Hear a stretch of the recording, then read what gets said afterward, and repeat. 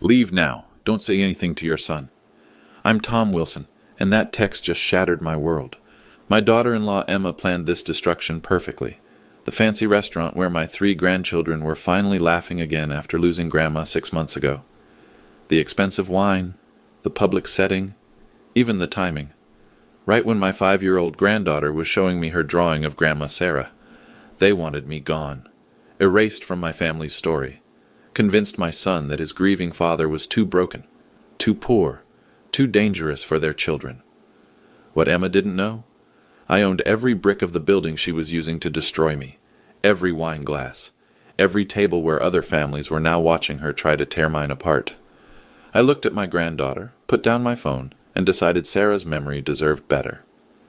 Drop a comment if you've ever been attacked when you were most vulnerable. I read every single story you share. This is how 30 years of quiet empire building became the most brutal 10 minutes of family justice ever caught on camera. Saturday evening at Sterling Reserve Steakhouse. Table 8, round family table, burgundy leather seats with a perfect view of the main dining room. I should have known Emma had chosen this table for maximum visibility, maximum humiliation. "Tom, you look tired," Emma said the moment I sat down. My daughter-in-law, 29 years old, designer dress that cost more than most people's monthly salary.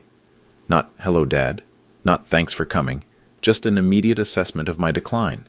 I was wearing my cleanest Carhartt shirt, $35 from the farm supply store, and pressed Levi's that Sarah had bought me last Christmas. Emma wore a $4,000 Valentino dress. Her parents, Richard and Margaret Sterling, looked like they'd stepped off the pages of a luxury magazine.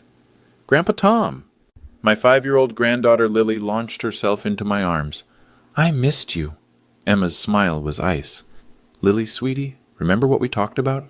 Grandpa Tom is still adjusting after Grandma Sarah." Still adjusting. 6 months after burying my wife of 30 years, I was still adjusting. My son Jake shifted uncomfortably in his chair. "Dad, how was your week?" "Busy. 4 job sites running, payroll for 512 employees." Richard Sterling examined the wine list like he was conducting surgery. "Tom, at your age, don't you think it's time to slow down? Most men your age are enjoying retirement, spending time with hobbies instead of manual labor. Manual labor." He said it like I was digging ditches. "I enjoy working." "But surely," Margaret leaned forward, her $25,000 Cartier watch catching the light, "you must be concerned about your financial stability, especially after what Sarah went through, the cancer treatment." They thought it bankrupted me. My 7-year-old grandson Charlie looked confused. "Grandpa Tom builds important stuff. He built our school." "That's nice, dear." Margaret patted his head like he was a house pet. "But building things and managing real wealth are completely different skills." The server approached. Young woman, maybe 23, nervous energy. Her name tag read Ashley. She glanced at me, did a double take, then caught herself. "Good evening, everyone. Can I start you with wine tonight?" "Actually," Emma's voice carried across our section, "we're having a family discussion about my father-in-law's future. Perhaps something appropriate for the occasion?" Richard pointed to the wine list. "The Dom Perignon P2, $1,200. Tom's treating tonight, aren't you? $1,200. Like that number meant nothing to people who'd never earned it. "Grandpa Tom always pays," 8-year-old Sophie said loyally. "With what money, sweetheart?" Emma's voice was honey over broken glass. "Your grandpa doesn't have that kind of income anymore. Not since he had to focus on other things. Other things. Taking care of my dying wife." Ashley was looking at me strangely. Recognition flickered in her eyes before she masked it. "I'll bring the Dom Perignon," she said carefully. "And Ashley," I said quietly, "could you let Danny know I'm here? When he has a moment." Ashley nodded quickly and hurried toward the kitchen. "Who's Danny?" Emma asked sharply. "Just someone I know." Margaret pulled out her phone, scrolling through what looked like financial documents. "Tom, we need to discuss something important. About the children's security. Their future stability." She showed pictures on her screen. "Jake's house has a mortgage of $380,000. The children's college funds are inadequate.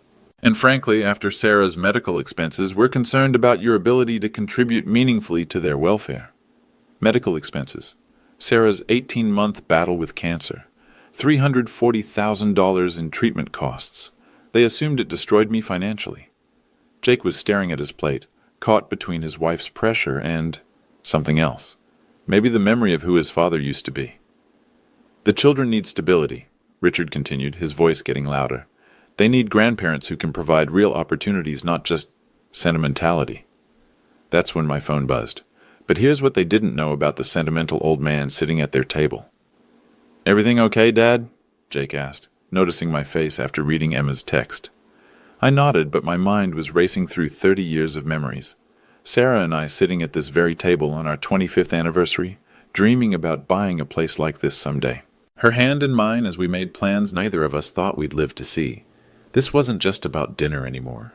This was about legacy, about what my grandchildren would remember about their grandfather, about whether 3 decades of building something meaningful would be reduced to Emma's narrative of a broken old man who couldn't let go. "Tom," Emma's voice cut through my thoughts. "You seem distracted.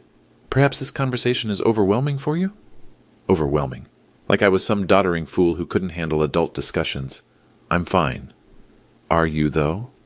Emma's voice was getting sharper. "Because frankly, Jake and I have been discussing your situation, your emotional state since Sarah passed, your inability to accept help, your insistence on maintaining this facade of independence." Facade of independence. Sarah would have walked out by now. "Emma," Jake started, but she cut him off. "No, Jake. This needs to be said, for the children's sake." Emma turned to face me directly. "Tom, you're 58 years old. You lost your wife 6 months ago. You're clearly struggling financially. We've seen the mail piling up at your house. The late notices? The collection calls?" Collection calls. There hadn't been any, but Emma was building her case. Margaret nodded supportively. "We understand grief, Tom. But grief becomes selfish when it starts affecting the grandchildren. How is it affecting them?" "Look at them," Emma gestured to the kids who were coloring quietly. "They're confused. They don't understand why Grandpa Tom lives in that tiny rental house while Grandma and Grandpa Sterling can take them on real vacations. To Europe, to Disney World first class. I took them to Disney World last month."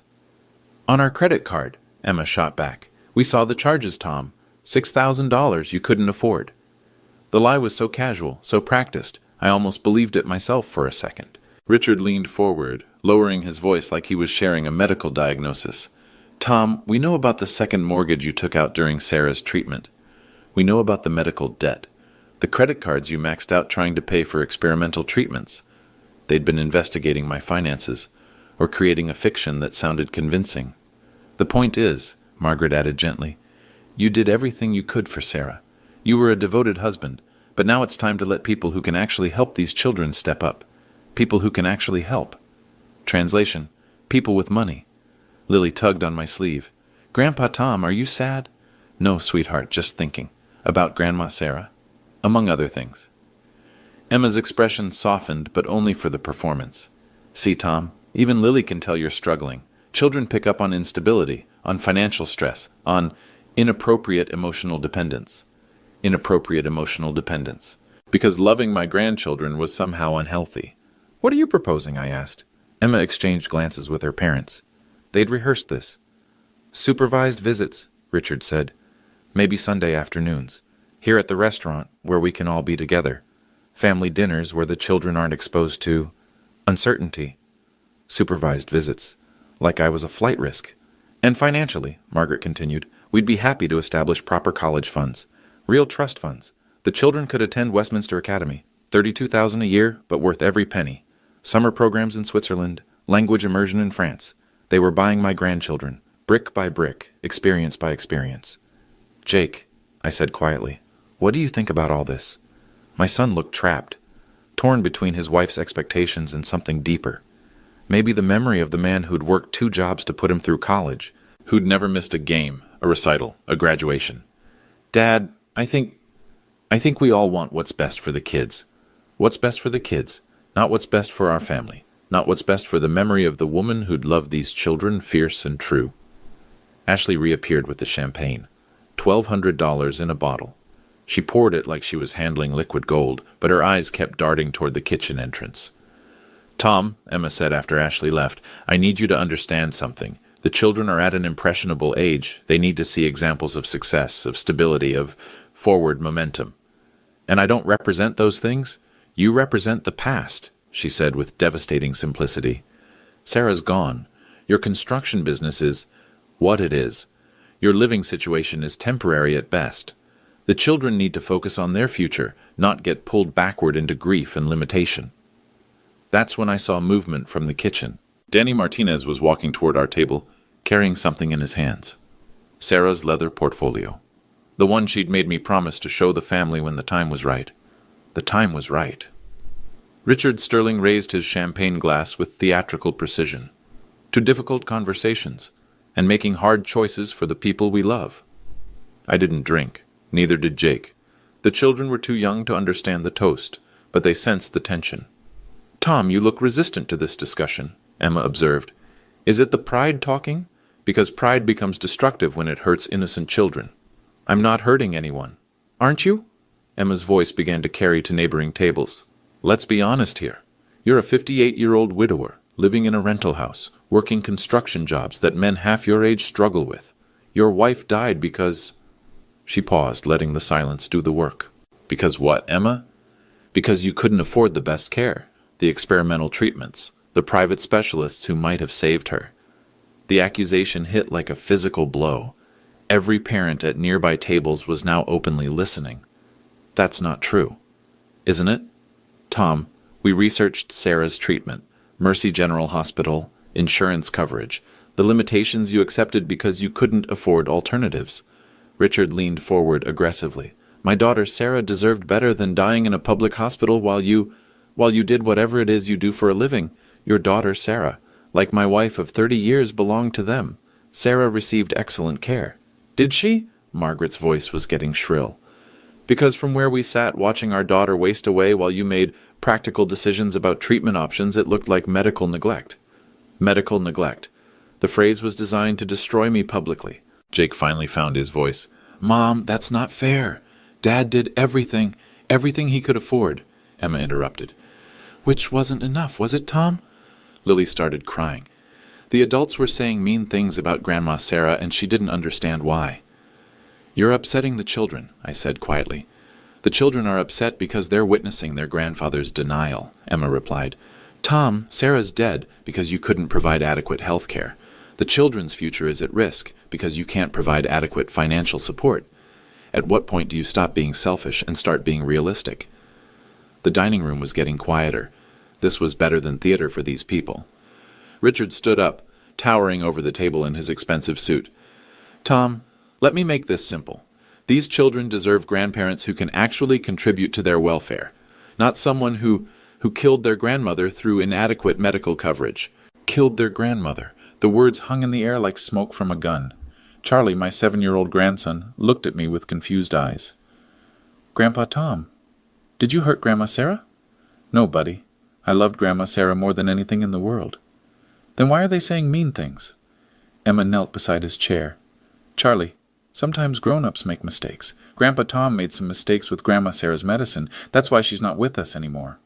She was poisoning my grandchildren against me, right here, right now, in front of witnesses. Emma, I said, my voice steady despite the rage building inside, that's enough. Is it?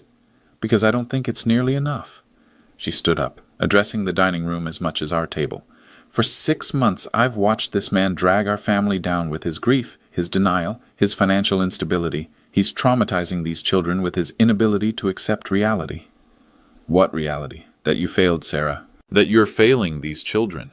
That you need to step back and let people who actually have resources take care of what matters. Margaret pulled out her phone and started recording. Tom, for the record, we're offering to provide these children with everything they need. Private schools, college funds, international travel, cultural opportunities. What can you offer them? I can offer them love. Richard's laugh was cruel. Love doesn't pay for Harvard tuition. Love didn't save Sarah's life. Love is what broke people use when they can't provide anything real. The business dinner at table 6 had stopped eating entirely. They were recording with their phones now. Grandpa Tom, Sophie whispered, are you poor? No, sweetheart. He is, Emma said firmly. Grandpa Tom is poor and sad, and he can't take care of you the way Grandma and Grandpa Sterling can. That's when Lily, My 5-year-old granddaughter climbed into my lap and put her arms around my neck. I don't care if you're poor, Grandpa Tom. I love you anyway. The innocence of it, the pure, uncomplicated love that Emma was trying to destroy with her spreadsheets and accusations. See? Emma's voice was triumphant. Even Lily pities him. That's not healthy, Tom. Children shouldn't have to take care of adults emotionally. Emma, Jake's voice was warning now. You're going too far. Am I? Or am I finally going far enough? She turned to face the dining room, making sure her voice carried. This man let his wife die rather than admit he couldn't afford proper treatment. Now he's clinging to his grandchildren because he can't accept that he has nothing left to offer them. The silence that followed was deafening. But in that silence, I heard footsteps approaching from the kitchen. Danny Martinez was walking toward our table, Sarah's leather portfolio in his hands, and a look on his face that said everything was about to change. Mr. Wilson? Danny's voice carried clearly across the dining room. I'm sorry to interrupt, but you asked me to bring these when the family was all together. Emma looked confused, Margaret annoyed at the interruption, but Jake was staring at the portfolio like he recognized it. Because he did. It was the same one Sarah had kept our most important documents in for 30 years. And Danny Martinez wasn't just some server. He was the general manager of the restaurant empire my late wife and I had built together. I'm sorry, Emma said with icy politeness, but we're having a private family discussion. Danny Martinez smiled respectfully, 5'8", built like he'd been wrestling construction equipment for decades, wearing a perfectly pressed manager's uniform with a small gold pin on his lapel. Ma'am, I'm Danny Martinez, general manager. Mr. Wilson asked me to bring some documents when his family was gathered. I can wait if this isn't a good time. Documents for what? Richard's eyebrows shot up. Danny glanced at me. I gave him the slightest nod. Business documents, sir. Mrs. Wilson, Sarah, left specific instructions about sharing certain information with the family. Sarah's instructions. Emma's confident expression flickered. What kind of instructions? Margaret demanded. Financial planning documents, legacy materials, things Mrs. Wilson wanted the grandchildren to understand about their inheritance. Inheritance. The word hit Emma like cold water. Ashley appeared with fresh champagne flutes, pouring Dom Perignon without being asked. Compliments of the house, Mr. Wilson. I didn't order more champagne, Richard protested. It's not for you, sir, Ashley said with barely concealed satisfaction. Jake was studying Danny's face. Have we met before? Yes, sir. I've been working with your father for 20 years, since before you graduated college. 20 years. Emma was doing rapid calculations. Danny opened the leather portfolio slightly, just enough for us to see Sarah's handwriting on manila folders. Mrs. Wilson was very specific about timing. She said when the family started discussing finances and the children's future, these documents should be shared. What's in them? Emma's voice had lost its commanding tone. Legacy information. Property holdings. Educational trust funds Mrs. Wilson established. Danny's voice carried clearly across the dining room. She was very concerned about people underestimating Mr. Wilson after she passed. Charlie tugged on my sleeve. Grandpa Tom, what's a trust fund? It's money set aside for your future, buddy. How much money? Danny consulted a document. For you, Charlie. As of last month, $470,000. For college, graduate school, and your first house down payment. Emma's face went pale. $470,000? Sophie's fund is at $420,000. Lily's is at $390,000. Mrs. Wilson started them when each child was born. Margaret was gripping her champagne glass like it might fly away. That's over $1 million. Conservative estimates, Danny replied. The funds are invested in growth portfolios. By the time the children reach 18, we project each account will exceed $700,000. Richard was staring at the portfolio like it contained state secrets. How is that possible? Mrs. Wilson was very good with financial planning, Danny said diplomatically. Emma found her voice. But Tom's been struggling financially. The medical bills, the rental house, the... Medical bills? Danny looked confused. Mrs. Wilson's treatment was fully covered.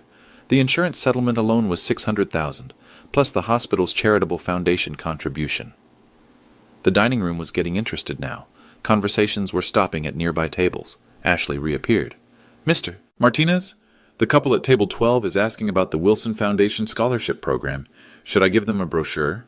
The Wilson Foundation? Jake's voice cracked. Danny nodded. Your parents established it during Mrs. Wilson's treatment. Full-ride scholarships for cancer patients' children. They've funded 47 students through college so far. 47 students? Emma whispered. Mrs. Wilson insisted on anonymous donations. She didn't want recognition, just results. Sophie looked up from her coloring. Grandpa Tom and Grandma Sarah helped kids go to school? They helped a lot of kids, sweetheart, and they made sure you and your brother and sister would never have to worry about school either. Richard was leaning forward aggressively. Even if this is all true, it doesn't change the fundamental issue. Tom's living situation, his work, his emotional state. Oh, Danny interrupted politely, about Mr. Wilson's work situation. He pulled out another folder. Mrs. Wilson wanted me to share this when people started questioning Mr. Wilson's, how did she put it, earning potential. Emma's hands were shaking now, because Sarah Wilson had always been 3 steps ahead of everyone else, and she'd left specific instructions about what to do with people who tried to exploit her husband's grief. Richard Sterling was a man accustomed to controlling narratives. His recovery was swift, calculated, and completely wrong. Well, he said, straightening his $4,000 tie, this is all very touching, but having some savings doesn't change the core issue here. Danny raised an eyebrow. What core issue would that be, sir? Tom's inability to provide proper medical care for Sarah, his current living situation, his emotional instability since her death. Emma nodded vigorously. Exactly. Money in accounts doesn't change the fact that he let Sarah die in a public hospital when private treatment might have saved her. The accusation hung in the air like poison gas. Danny's expression didn't change, but something cold flickered in his eyes. Ma'am, I'm not sure where you got your information, but Mrs. Wilson didn't receive treatment at Mercy General. Yes, she did. We researched. She received treatment at Northside Cancer Institute, private facility, top specialists in the Southeast. Emma's confidence wavered. But the insurance limitations? There were no insurance limitations. Mr. Wilson paid for private treatment, private specialists, experimental therapies. The total cost was approximately $340,000. $340,000. Emma had used that exact number earlier. Paid in full, Danny continued, his voice carrying clearly across the dining room. Mr. Wilson never missed a single payment, never filed for financial assistance, never compromised on Mrs. Wilson's care.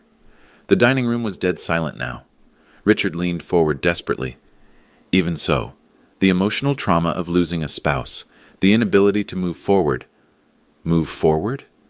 Danny pulled out a thick folder. Mr. Wilson has been moving forward continuously. Would you like to see his work portfolio? His work portfolio? Danny spread documents across our table like he was dealing cards. Business licenses, property deeds, construction contracts. Wilson Construction Company, founded 1994. Current projects include the new Children's Hospital wing, the university expansion, and the downtown medical complex. Jake's mouth fell open. Dad, you're building the Children's Hospital? The cancer treatment wing, Danny clarified. $247 million project. Mr. Wilson's company won the bid over 32 competitors. Emma was reading the documents, her face growing paler with each page. But this says, she pointed at a contract, this says Wilson Construction employs over 500 people. 512 as of last week, Danny confirmed. Mr. Wilson is the largest private employer in the county. Margaret was gripping her purse like a life preserver. That can't be right. He lives in a rental house. He drives an old truck. Mr. Wilson chooses to live simply. His personal residence is the smallest item in his real estate portfolio. Richard stood up, towering over Danny in his expensive suit. You're telling me this man in work clothes, driving a pickup truck, is some kind of business mogul? I'm telling you that appearances can be deceiving, sir. That's when Ashley approached with a wireless microphone. Mr. Martinez, you wanted to address the dining room? The dining room. Danny was going to speak to everyone. Emma's eyes went wide. What are you doing? Danny took the microphone and stood up. His voice carried clearly across the restaurant. Ladies and gentlemen, I apologize for interrupting your evening, but I'd like to share something about the gentleman at table 8. Every conversation stopped. Every phone came out. Tom Wilson lost his wife Sarah 6 months ago after an 18-month battle with cancer.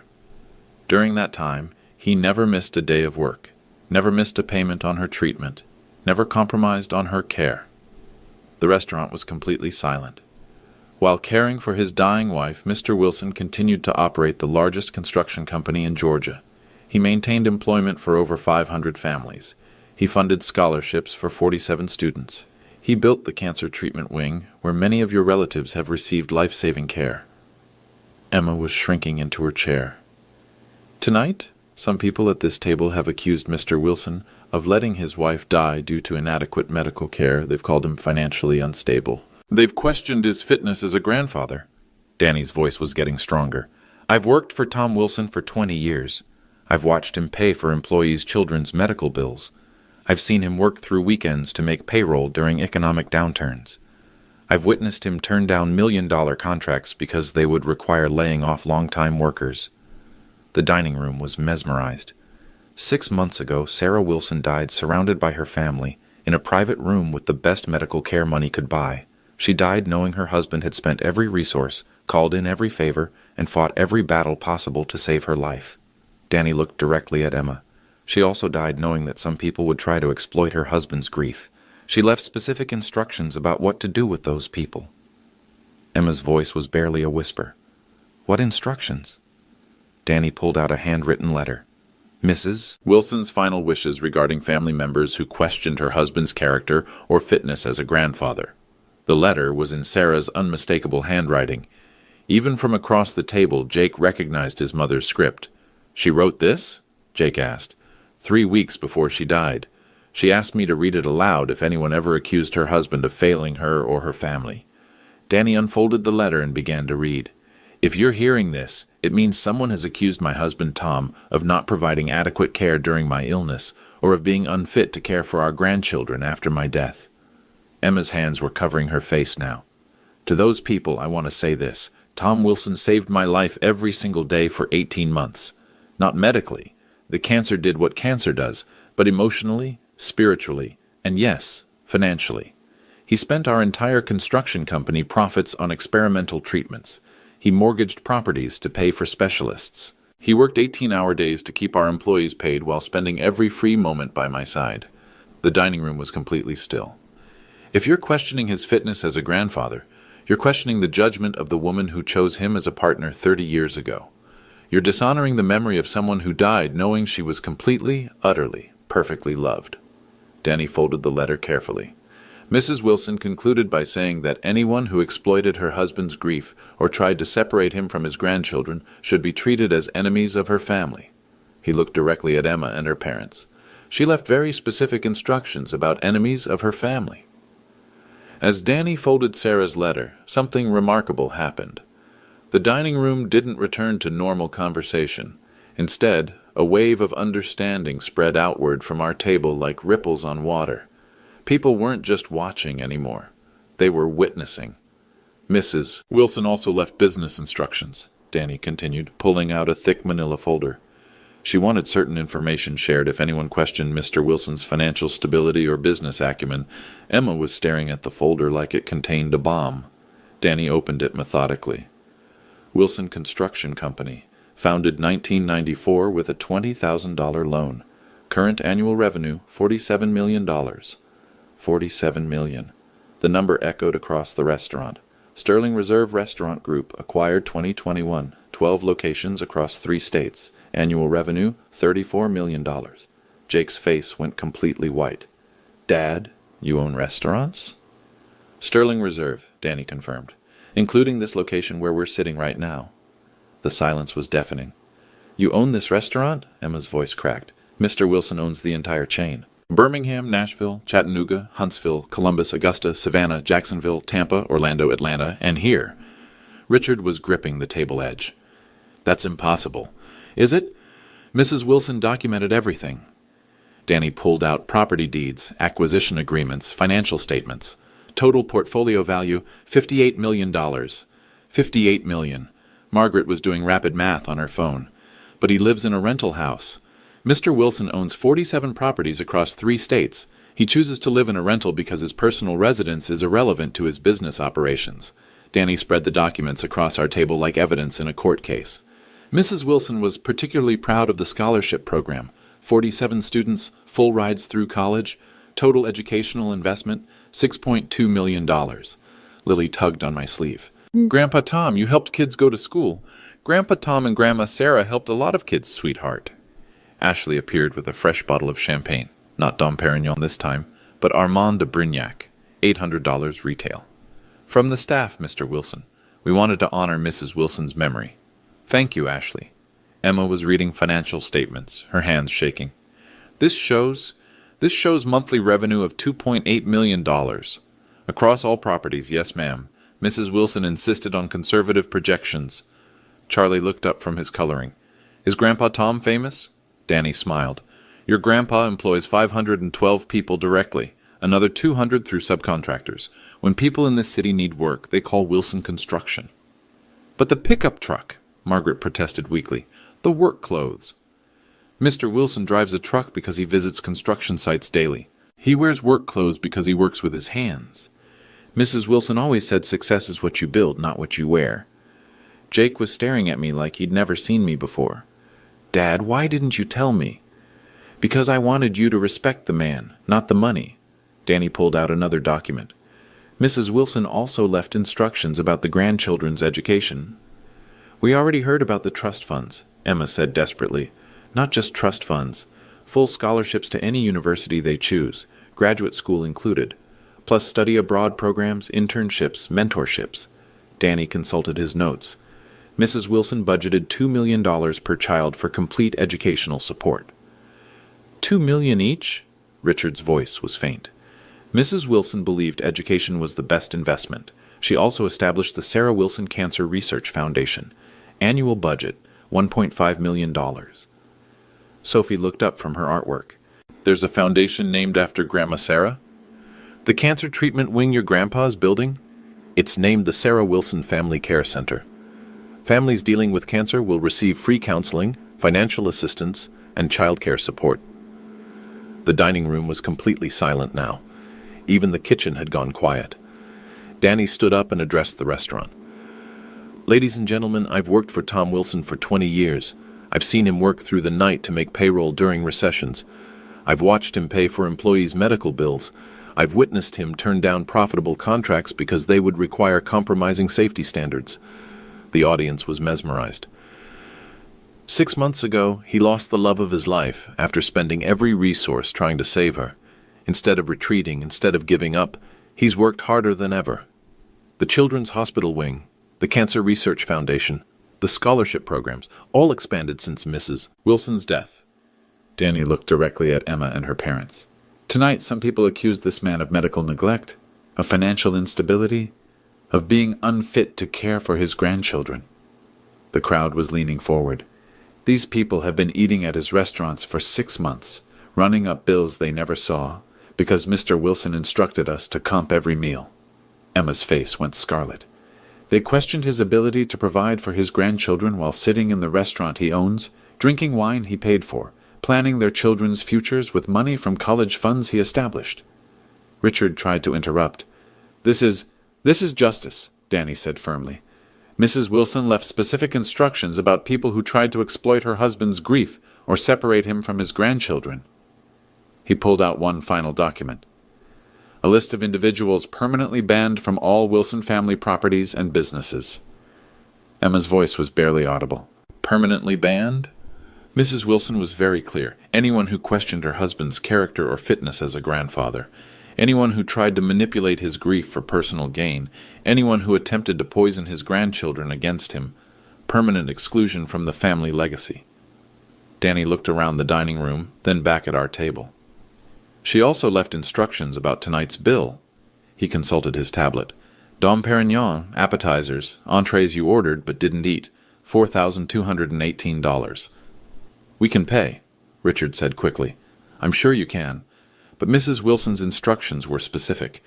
Anyone who accuses her husband of being financially inadequate should prove their own financial stability by handling their own expenses.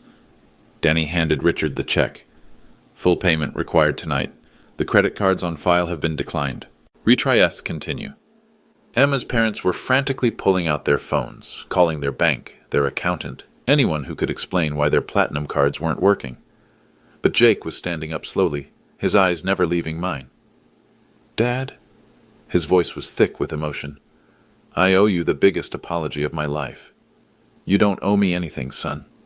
Yes, I do.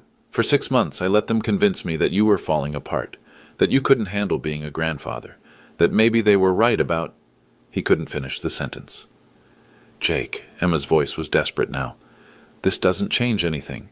Your father still— My father, Jake interrupted, just revealed that he's built an empire while I was too blind to see it. While I was letting you poison our children against the most successful man in our family. The dining room erupted in spontaneous applause. It started at table 12, spread to table 6, and within seconds the entire restaurant was clapping for a man in work clothes who'd just revealed himself as their employer. Emma was looking around desperately. This is insane. You can't just— Ma'am, Danny interrupted politely. I'm afraid I'm going to have to ask you to settle your bill and leave. Leave? Mrs. Wilson's instructions were very specific about what happens after the reveal. Danny consulted his tablet. Permanent ban from all Wilson properties. Security escort if necessary. Richard was waving his credit card frantically. There must be some mistake. No mistake, sir. Mrs. Wilson anticipated this exact scenario. Charlie climbed onto my lap. Grandpa Tom, does this mean you're really, really important? Nobody. It means Grandpa Tom and Grandma Sarah worked really hard to take care of people we love. Like us. Especially like you. Emma made one final desperate play. Tom, you can't keep the children from me. I'm their mother. I'm not keeping them from you, Emma. I'm keeping them from people who think love has a price tag. Jake knelt beside my chair. Dad, can you forgive me? For not believing in you? For letting them make me doubt? Son, there's nothing to forgive. You were trying to hold your family together. I understand that pressure. But I chose wrong. I chose their money over your character. You chose what seemed safest for your children. That's what fathers do. Danny was gathering up the documents. Mr. Wilson, should security escort the Sterling family out? No need. I think they understand the situation now. Emma, Richard, and Margaret gathered their things in silence. $4,000 in unpaid bills. A family empire they'd never be part of. Social humiliation that would follow them for years. But the most important part wasn't their exit. The most important part was Lily looking up at me and saying, Grandpa Tom, I'm proud of you. I'm proud of you too, sweetheart. All of you. As the Sterling family prepared to leave, Danny quietly approached with his tablet and the final documentation. Mr. Wilson, about their outstanding bill? I looked at the total. $4,218. 6 months of meals they'd never paid for, plus tonight's celebration that had turned into their funeral. Process it to Richard Sterling's credit card on file. Danny's fingers moved across the screen. Declined again, sir. What's the reason? Insufficient funds. Jake overheard and winced. Dad, I can cover it. No, son, this isn't about money anymore. I looked at Richard, who was still frantically calling his bank. This is about consequences. Emma tried one last manipulation. Tom, you can't leave us stranded here. Think about how this looks to the children. I am thinking about the children. They're learning that actions have consequences, that you can't treat people badly and expect them to pay for your comfort. Danny cleared his throat.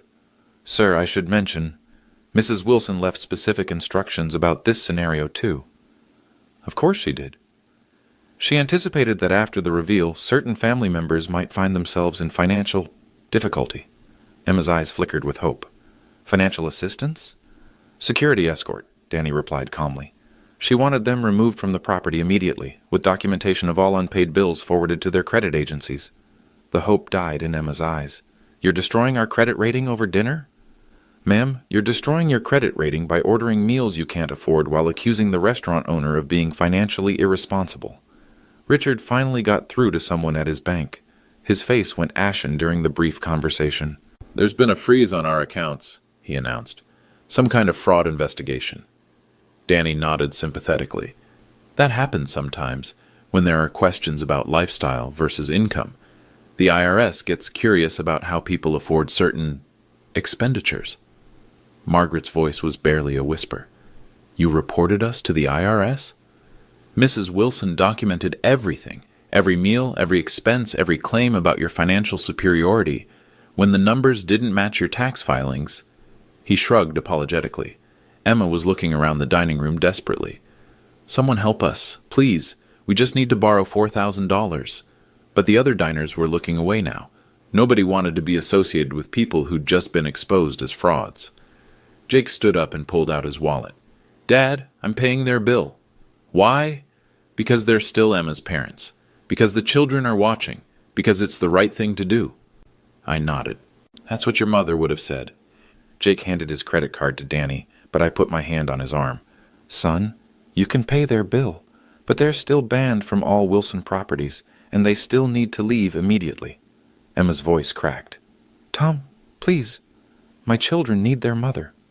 Your children need their mother. They don't need people who tried to convince them their grandfather was a failure."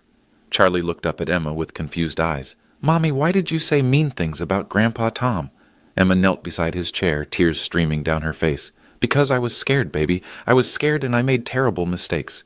"Are you sorry?" "I'm so sorry." Sophie joined the conversation.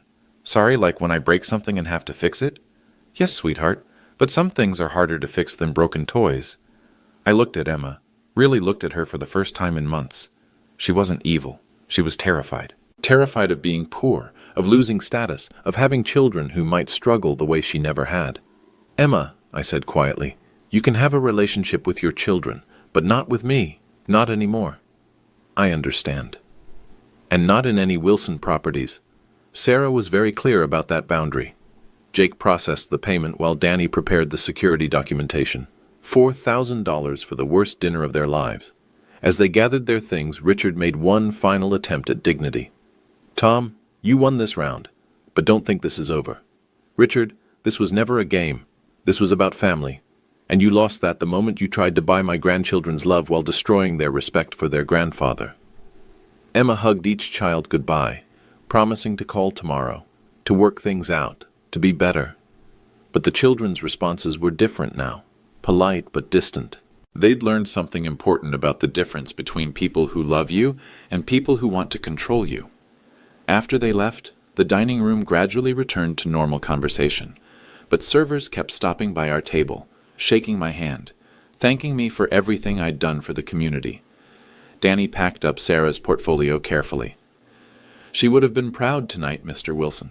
She was always 3 steps ahead of everyone else. That's why she married the right man." As we prepared to leave, Jake put his hand on my shoulder. "Dad, what happens now?" "Now? You and the children come home with me. We'll figure out the rest tomorrow." "Home? The house where your mother and I raised you, where she wanted her grandchildren to visit whenever they needed to remember what real love looks like," Charlie cheered. "Can we see your big house, Grandpa Tom?" "It's not that big, buddy, but it's full of pictures of Grandma Sarah, and stories, and love that doesn't come with conditions." The call came Sunday morning at 8 a.m. Jake, his voice tight with exhaustion. "Dad, we need to talk. Emma's having a breakdown." I was already at the first job site, reviewing foundation work for the cancer treatment wing. Construction doesn't stop for family drama, but family always comes first. "What kind of breakdown?" "Complete. She's been crying since we got home last night. She keeps saying she destroyed everything, that she'll never see her children again, that she's become someone she doesn't recognize." I wasn't surprised. Emma had built her entire identity around being superior to people like me. When that illusion shattered, there wasn't much left. "How are the kids handling it?" "They're confused. Charlie keeps asking why Mommy said those mean things about Grandpa Tom. Sophie wants to know if we're still a family. Lily just keeps coloring pictures of you and Grandma Sarah. The innocence of children. They forgave easily, but they didn't forget. Jake, what do you need from me? Permission to bring them to your house. She's not in a good place to be around them right now." My foreman, Miguel, walked over with the morning reports. 300 workers on site, a $20 million project running ahead of schedule. But none of that mattered as much as 3 confused grandchildren. "Bring them over. They can stay as long as needed." "Dad, there's something else. The video from last night." "What video?" "Someone recorded the whole thing. It's everywhere. TikTok, Facebook, Instagram.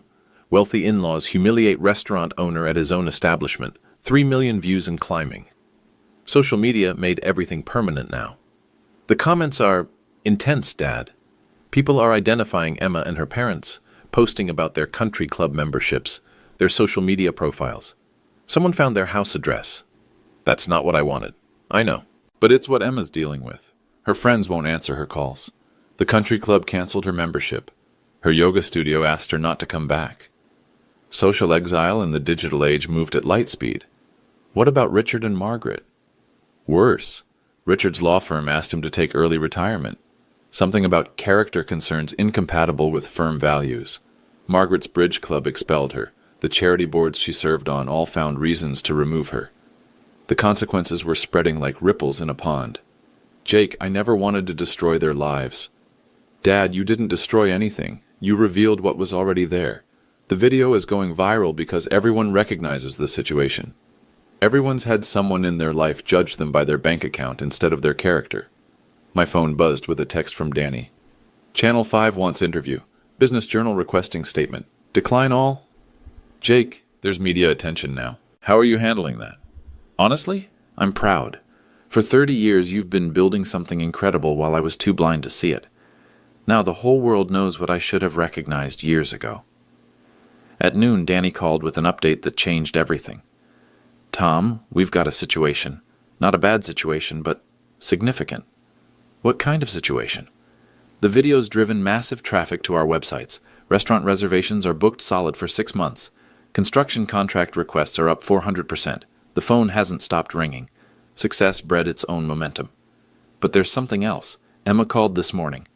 Called the restaurant. Called me directly. She wants to apologize. Not just to you, but publicly. She's asking if she can make a statement. What kind of statement? Full accountability. Admission that she was wrong. That she tried to manipulate the situation. That she underestimated both you and Sarah's legacy. She wants to do it on camera. I thought about Sarah. What would she have wanted? Danny, what's your read on this? Honestly, I think she's genuinely broken. Not just embarrassed. Broken. She realized she became everything Sarah warned her about. That afternoon, Jake brought the children to my house. Not the rental they thought I lived in, but the 4-bedroom home Sarah and I had shared for 25 years. Whoa, Charlie said, walking into the living room. This is your house? This is where Daddy grew up, Jake explained, his own voice thick with memory. The walls were covered with photos. Sarah and me on our wedding day, Jake's graduation, the groundbreaking ceremony for the first restaurant, Sarah holding each grandchild as babies. But the centerpiece was Sarah's memorial corner. Photos from her treatment, letters from patients she'd helped, certificates from the scholarship recipients. Sophie found a photo of Sarah in a hard hat, standing beside me at a construction site. Grandma Sarah helped build things too? Grandma Sarah helped build everything, I said. She was the brains behind all of it. Lily discovered Sarah's desk, still arranged exactly as she'd left it. Business plans, scholarship applications, foundation paperwork. She was working on this the week before she died, I explained. The Children's Cancer Support Program. She wanted families to have help during treatment. Jake was examining a framed letter on the wall. Dad, is this from the governor? Thanking us for the scholarship program. Sarah was supposed to attend the ceremony with me next month. Will you still go? I'll go. She'd want the program to continue. That evening, as the children played in Sarah's garden, Jake and I sat on the back porch where Sarah and I had planned our empire 30 years earlier. Dad, I need to ask you something, and I want a completely honest answer. Always. Are you lonely? Since Mom died, living in this big house by yourself, working all the time, are you happy? I looked at my grandchildren, laughing as they discovered the treehouse Sarah and I had built for Jake decades earlier. Son, I miss your mother every day, but I'm not lonely. I'm surrounded by the life we built together. Every scholarship student, every employee who bought their first house, every family that received free cancer care, that's Sarah's legacy living on. But personally, emotionally, Jake, happiness isn't about having someone, it's about being someone worth having. Your mother taught me that 30 years ago, and losing her didn't change it. As the sun set over the garden Sarah had planted, Charlie ran over and climbed into my lap. Grandpa Tom, can we live here with you? We'll see, buddy, but you'll always have a home here no matter what. Even if Mommy gets better and wants us back. Even then, this will always be your safe place. Because that's what Sarah would have wanted. A place where love didn't come with conditions, where success was measured in character, and where 3 little children would always know they were unconditionally cherished. 3 weeks later, we were back at Sterling Reserve. Different table this time. Table 12, center of the dining room, no hiding in corners. Jake and the 3 children. A real family dinner, without ultimatums or financial manipulation or toxic power games. "Grandpa Tom," Charlie said, cutting into a steak, "my teacher wants to visit your construction site." "She's doing a unit on community builders," Jake explained. When Charlie told her about the cancer treatment wing, she got excited about field trip possibilities. "We can arrange that. Danny loves showing kids around the restaurant, too." Sophie looked up from her coloring. "Grandpa Tom, is Mommy going to get better?" Emma had been in therapy for 2 weeks. Individual counseling, financial counseling, family therapy, the process of rebuilding herself from the ground up. "Your mommy is working very hard to become the person she wants to be," I said carefully. "That takes time. Like when I'm learning to read?" "Exactly like that. Some things you have to practice every day." Jake leaned forward. "Dad, Emma wants to meet with you, not to ask for anything, just to apologize properly, face to face. When she's ready, we can talk. She might never be ready. What she did to you, to Mom's memory, I'm not sure I could forgive that if I were you." I looked around the table. 3 children who were learning that love was steady, reliable, unconditional, that grandparents didn't disappear when life got complicated. "Jake, your mother spent 30 years teaching me about grace. She'd want Emma to have a chance to earn her way back into her children's lives. But not yours? I don't know yet. Sarah left very specific instructions about protecting this family from people who exploit grief or manipulate children. I have to honor that." Lily wiped her hands on her napkin. "Grandpa Tom, are you still sad about Grandma Sarah?" "I miss her every day, sweetheart. But I'm not sad when I'm with you 3. You make me remember all the happy things about Grandma Sarah." "Like what?" "Like how she used to say that the best way to honor someone's memory is to live the kind of life they'd be proud of." Danny appeared with dessert menus. "How's everything tonight, Wilson family?" Wilson family. Not Mr. Wilson and guests. Not the table with the complicated situation. Family. "Perfect," Jake said. "Everything's perfect." As we finished dinner, Charlie asked, "Grandpa Tom, what's going to happen next?" "Next? You're going to finish 2nd grade. Sophie's going to keep making beautiful art. Lily's going to learn to ride her bike. And you?" "I'm going to keep building things. Keep taking care of people. Keep making sure you 3 never doubt how much you're loved. Even when we grow up? Especially when you grow up." Share this if you've ever been judged during your darkest moment, and tell me in the comments, what's the most important lesson about family you've ever learned?